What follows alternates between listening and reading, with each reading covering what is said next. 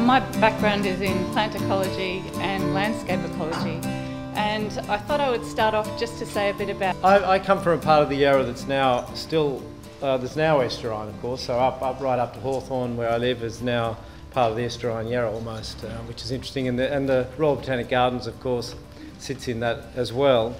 And so I haven't really had a lot to do with the area over this side or this park at all, but I went out before I came this morning and had a look around, and it is lovely, it's fantastic. So you've done a great job out there, and I could just smelling the sort of the tail end of the wattles as I was walking through was really lovely. And it is true, as I think Sarah mentioned too, that it's very hard to recreate a natural landscape. And in fact, I agree, I don't think we ever really have done that. Well, Sarah's disappeared. I was going to look her in the eye and say this, but she's disappeared. We haven't actually done that, but what we're doing and what's being done there in that park at Westgate Park is to recreate a semblance of a feel that you're in the bushland and a sense that you're... So it's all those listed things that we get out of a park, as well as the biodiversity which is coming through in that particular park. So I do think we need, I said this before, set ourselves some high goals and targets and sort of say, look, we want to get back as much of that biodiversity as we can, work out ways we can do that, but not get too distressed along the way if we don't get there, and try and get small victories, because I think it is really important to do that. The other thing in that area or that space, which all about restoration, which I find interesting, is I guess something that was mentioned by Amy earlier on, the distinction between gardening and wild areas. And I was at a book launch the other day of a book by on the Mediterranean by Louisa Jones, and it was in that, it's a small book, but she's talking about the Mediterranean region, how people have lived there for 10,000 years, they've kind of changed the whole environment, and she said, well, the biodiversity there is as rich as it was 10,000 years ago or some other date, which may be true. She then said, well, you know, so people can live amongst plants and animals, and they can maintain the biodiversity. That may or may not be true. I'd probably have a gentle argument with her about that later, but the key point was that they had set up a kind of equilibrium. And she did make the point, look, that's in the Mediterranean, that's not Australia. And I think it is interesting in Australia for us to think about where we sit in that area and how we're going to focus and deal with that gap, if you like, between our lovely gardens and our neat lawns and whatever we decide to have in our house. And I know everyone doesn't have that, which is great. And that wilderness, as we call it, or the wild bushland and whatever it is.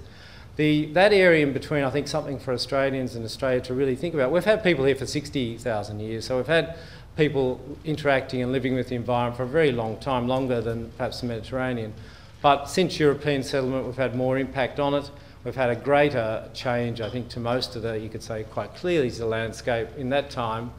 But I don't think we've quite come to terms with how we're going to deal with those interfaces between the two. And I think an area like this park is a great way to think about that and to do that. And that's really where we're going to have lots of successes. I mean, this is nothing new. This is conservation on private land, this is conservation outside of reserves, this is how we deal with all those tree landscapes in our roads and our nature strips and all that kind of thing. So I do think that for Australia is a really key area for us to work out how we exist in that in-between, you know, where there's bits of native indigenous plants, there's maybe a few roses nearby because they like the smell of them, or the possums eat them, if you want possums, which we don't in the Botanic Gardens particularly, but lovely animal, but a few too many. So it is deciding, you know, where we're going to go with that kind of gardening, if you like, and how much we're going to interfere.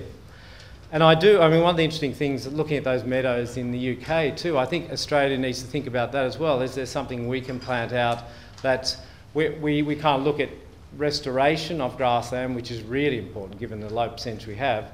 And then also we have our lawns, and are there native meadows? Are there species we can put in those that are mostly local plants, but maybe a few interesting plants that are not going to become weedy, that don't need those extra resources, that we can make those really attractive so people will plant them in their gardens. And one of the things, I picked it up a bit here, but I think we've got to be careful of, is not to legislate until we really have to really encourage. If you want to get people on side, you want them to plant sensibly, you show them all the good things, which is what people have done today. You show them what can be achieved. You set some targets and ideas and things they can try and do in their garden. But wherever possible, don't demand they rip out some plant that they've got a strong cultural association with. Because I'm working in a botanic garden, I'm aware I'm in a place that's full of exotic plants. I'm aware I'm in a place that's sometimes seen as a source of massive weeds that get spread around the state. And we're very wary of that, and we do a lot these days to not do that, so we try not to. But I do think you've got to be careful when you're trying to get the community on side.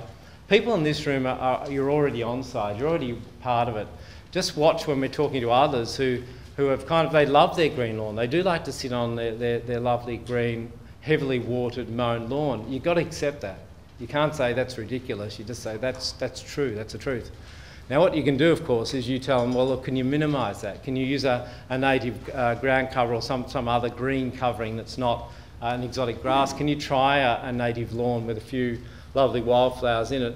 Work on them, but convince them rather than tell them that's a stupid thing to do. So I know none of you are going to do that, but I just think it's really important. And I have to tell myself that too, because we go out crusading as well, and we've just got to make sure we bring people in with us.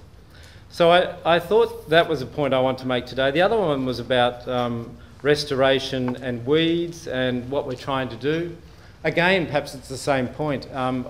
Try and avoid, well, we don't plant weeds. Let's be careful about what we're planting and make sure we're not doing that. But also there are places for weeds in soil stability and getting areas established. So sometimes it's like willows on waterways. There is an argument for leaving them there until you've got other stuff ready to come in to hold the bank there. It's no use losing the whole bank and everything before you've got other things. So again, I suppose it's the same point, not to be Nazis about this, but to kind of make sure we do this sensibly and practically. So we want to get to that end point and take people with us. The idea of linking up landscapes, I think, is really important in places like cities, and we can do that through streetscapes and do that through gardens and also our parklands. There's probably just two things I'd say that we need to watch with that one, and one would be this idea of weed superhighways. One thing you've got to watch when you link things together is you create these wonderful paths for weeds to spread.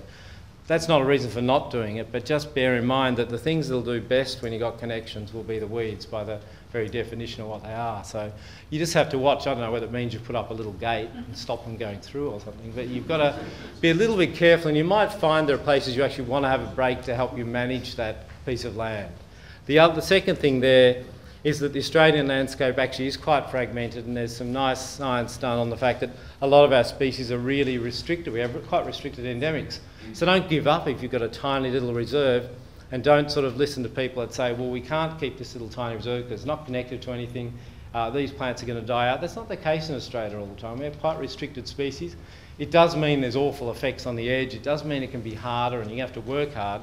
But particularly where this work's done in WA, there are species that have these tiny little restricted distributions. It's not like the Northern Hemisphere where things are kind of all over the place and spreading everywhere. So do keep in mind that small reserves are still useful. Try and connect them.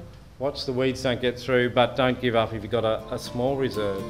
One of the things I like, I think botanic gardens can do well when we're doing our job is a thing called plant literacy, which is just, I don't know if it's the right term, but basically get people to think about plants when they make decisions. So they're literate about plants. They understand them. You know, they don't necessarily know their botanical name. I don't care about that. But they know what a plant is. They know how important they are to our lives. They think about the differences between plants. And anyone who's doing restoration, picks that up and that's part of the education. We're talking about University of the Third Age and the things you pick up. You do that. So I think biodiversity literacy is a great thing for us to aim with.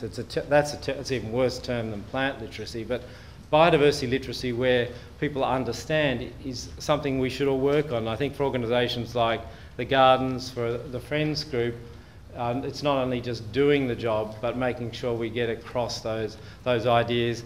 And if we can get people to think whenever they make decisions in life, and that can be a decision like buying their house, buying the car, voting at the election, whatever those crucial decisions we make in life are, they think about biodiversity, then I think we've done something good.